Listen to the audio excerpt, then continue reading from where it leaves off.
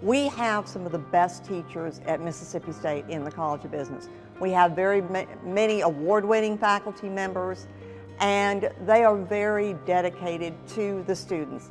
They spend time mentoring them, they spend time helping them figure out not only their career, but we do a lot with them in helping them start their own businesses. The faculty are the most important thing when it comes to a student's learning experience. Dr. Garner does a great job with her classes. She works through lots of problems. It's very hands-on. I present a lot of examples of the concepts, and we do a lot of practice problems. And then what's most important to me is once we do practice problems, then I make sure the students understand the theory and the concepts behind the theory. She's great with the students. All the professors are that I've had here in the College of Business. They're very accessible outside of class. Our students really I think they feel blessed to have faculty members that really care, that will spend their time working with them, helping them, and communicating with them after they leave. My best experience has been going to her office or emailing her if I have questions on the homework, and she'll email you back about 30 minutes later, even if it is at 10 o'clock at night. You know, any question is okay. I try to be approachable, because I think when you're not, then the classroom's not as interesting. I loved her financial management class. That's one of the reasons I changed my major to finance.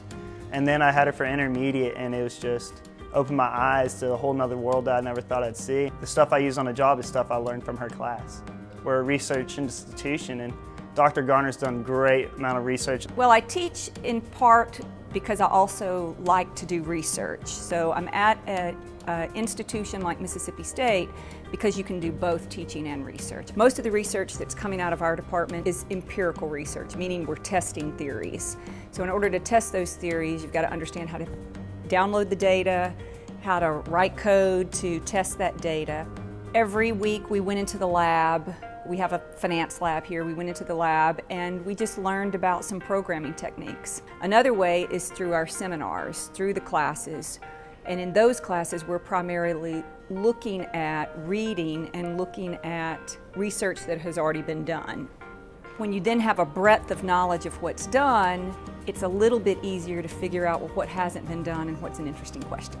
All of these resources are actually quite expensive, and not all schools have them. So we're actually lucky here that we have administrators and donors that are willing to provide those resources, because without them, it would be very difficult to do research at a highly competitive level.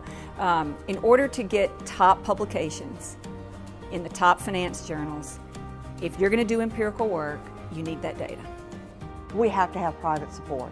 There is no way we can compete with the other schools, not only in the SEC, but across the country, without endowed positions.